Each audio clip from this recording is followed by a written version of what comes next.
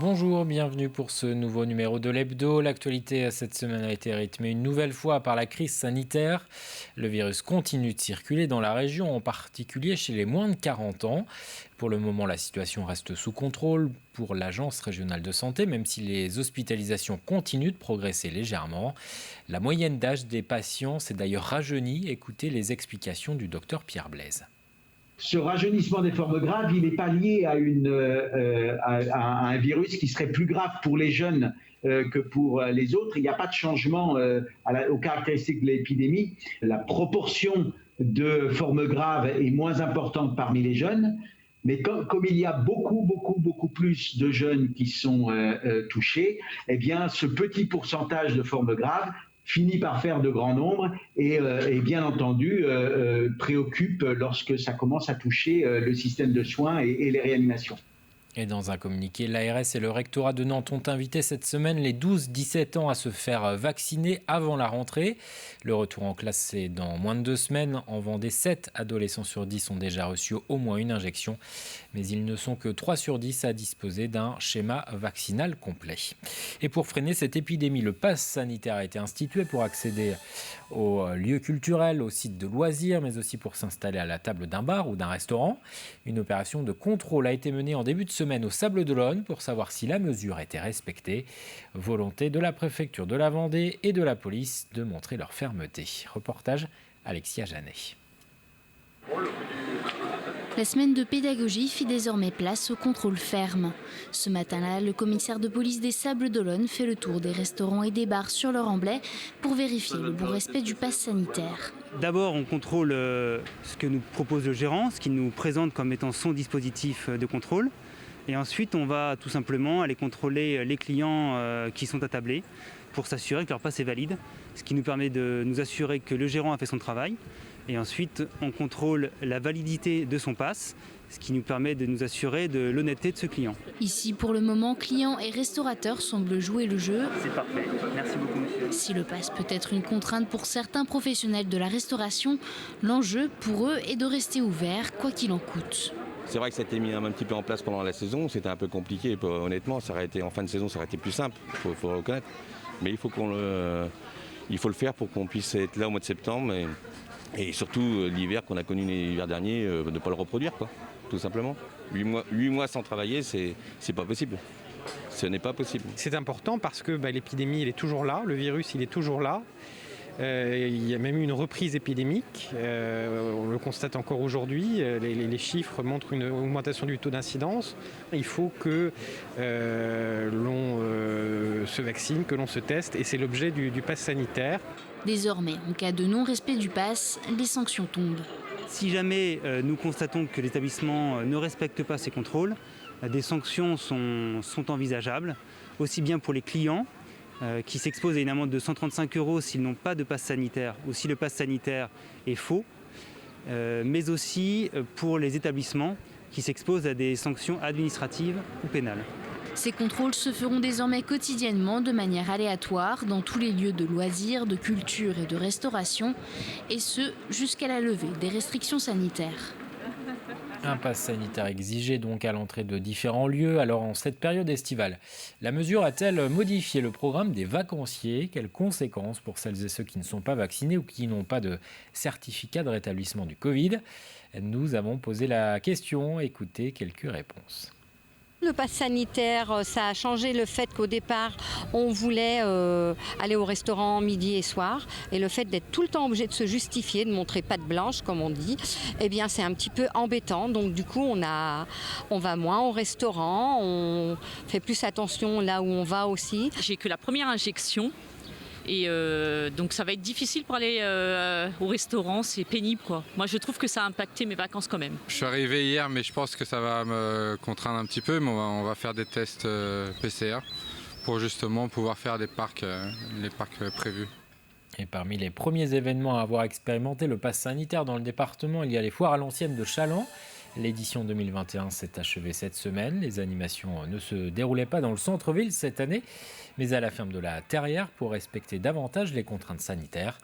Autrefois, Challans dresse un bilan positif malgré le contexte.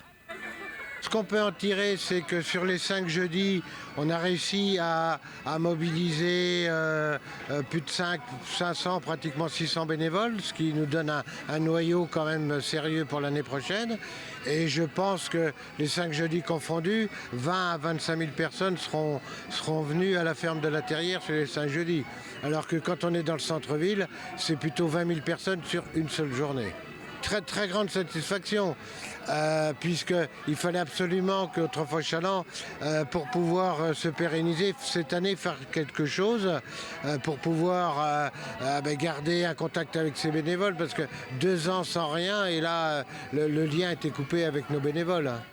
Dans l'actualité également cette semaine, l'inquiétude des associations vendéennes qui œuvrent pour Haïti après le séisme survenu dans le pays qui a fait plus de 2000 morts selon un bilan dressé en fin de semaine.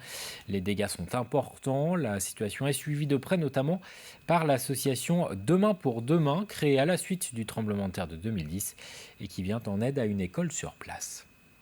Quand on a vu en 2010 et qu'on revoit ça 10 ans après, 11 ans après, mais on s'est dit, mais c'est pas possible.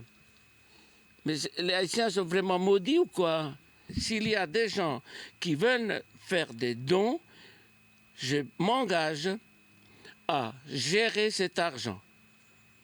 Et je prendrai tous les moyens pour être sûr que l'argent arrive bien et que cet argent soit bien utilisé pour les buts pour lesquels on travaille.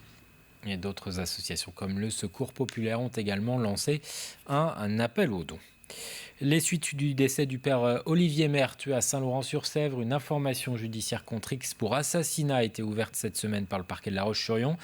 Le principal suspect, un homme d'origine rwandaise poursuivi pour l'incendie il y a 1 an de la cathédrale de Nantes, est toujours hospitalisé en psychiatrie. Son état de santé ne permet toujours pas aux enquêteurs de pouvoir l'entendre.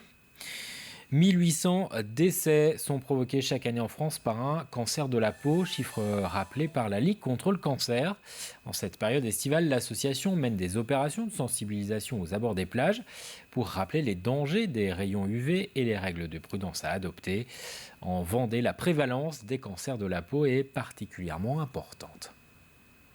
C'est vrai que la Vendée est un département de France où il y a effectivement un taux relativement important de carcinomes et de mélanomes, puisque nous sommes un département de bord de mer et que donc on va à la plage et on va s'exposer au soleil. Ces 2 cancers sont liés à des expositions solaires fréquentes et il y a même certains cancers qui sont peut-être dus justement, qui arrivent assez loin dans l'âge adulte, mais peut-être parce qu'ils surviennent sur une peau qui a été très exposée et mal protégée peut-être dans l'enfance et l'adolescence. Autre vigilance rappelée cet été, celle autour des noyades. Une douzaine de décès ont été enregistrés dans la région depuis le 1er juin. Pour réduire les risques, des sauveteurs sont déployés tout l'été sur les plages vendéennes. Pour faire découvrir l'étendue de leur mission et leur technique d'intervention, les sauveteurs de Bretignolles-sur-Mer ont organisé une opération d'initiation. Des jeunes âgés de 13 à 18 ans ont ainsi pu se mettre le temps d'une matinée dans la peau d'un sauveteur en mer. Reportage Alexia Janet. Et ensuite, vas-y, tourne toi Loïc. Et ensuite là on a un mousqueton avec un anneau et il y a juste à le serrer quoi. Petite mise au point avant de se lancer à l'eau. Présentation théorique du métier de nageur sauveteur, suivi d'ateliers de sauvetage en jet ski, paddle rescue ou encore avec des bouées. Ces 13 jeunes participants ont une matinée pour s'initier aux techniques du métier. Sur la plage, on nous voit souvent en train de marcher, de surveiller la plage et on nous voit rarement en train d'intervenir. Et c'est bon de montrer qu'est-ce qu'on fait quand on intervient. Cette opération elle a but de susciter potentiellement des vocations. On essaye de faire ça, il y a des estivantes, des bretignolais. Et ça intéresse un peu pour les prochains recrutements à venir dans les années d'avoir des gens d'ici. Savoir secourir une personne inconsciente ou sortir une victime de l'eau, par exemple. Des gestes qui peuvent servir dans la vie de tous les jours. Mais pour la plupart de ces jeunes, cela leur servira surtout à faire leur premier pas dans la profession. Moi, je suis venu ici, on va dire un petit peu pour le but de me présenter, parce que l'année prochaine, je vais être sauveteur à Bretignolles, pourquoi pas. Et j'ai passé les diplômes pour, et puis voilà quoi. Le fait qu'on ait touché au milieu, comme vous avez dit, ça nous donne envie de le faire, quoi. Je voulais déjà découvrir pour savoir ce que c'était et peut-être justement essayer de passer les formations plus tard. Je sais que je vais faire un truc pour aider les gens, donc là ça peut servir. L'exercice, c'est de voir toute la difficulté quand on a une personne dans l'eau, d'essayer de la hisser sur le paddle. Un apprentissage sous le regard admiratif des parents et celui du responsable des plages. Sauveteur en mer, c'est vraiment l'aboutissement en fait d'un... C'est long comme formation, c'est presque 200 heures de formation. Un métier en pleine responsabilité, un métier où on a les pieds dans l'eau toute la journée, on a des conditions de travail un petit peu idylliques. Mais c'est aussi un métier qui demande beaucoup de professionnalisme, beaucoup de lucidité, beaucoup de sang-froid, beaucoup d'aptitude physique. À la fin de la matinée, un insigne est remis aux participants. En attendant, pourquoi pas dans quelques années, le diplôme de sauveteur en mer. En sport, l'actualité de la semaine, c'est le Mondial Football Montaigu. Le tournoi réservé aux équipes U17 s'est ouvert mercredi par 2 rencontres internationales. 4 équipes étrangères seulement sont accueillies cette année, conséquence de la crise sanitaire. Dans le challenge des clubs, 8 formations françaises participent au tournoi. Un Mondial Montaigu très attendu par les joueurs, les bénévoles et les spectateurs, privés de matchs depuis plusieurs mois. C'est une belle émotion parce que c'est vrai qu'on est tous et toutes sevrés de ballons, on est tous et toutes sevrés de relations, de rencontres et ça permet, indépendamment du tournoi, de revoir des gens qu'on avait un petit perdu de vue. Ça fait du bien de reprendre la compétition pour les joueurs et puis pour nous les bénévoles d'accompagner parce que ça fait un moment qu'on ne se voyait pratiquement plus. Avec le Covid, il n'y avait plus de matchs. Pour nous, c'est un privilège et beaucoup d'émotions de retrouver le terrain, et surtout pour des joueuses qui le méritent. Direction enfin le Nature Zoo de Mervan. Le parc animalier accueille 2 nouveaux pensionnaires de lynx ibérique. Une femelle de 12 ans et son petit. Au début des années 2000, l'espèce était en danger critique d'extinction.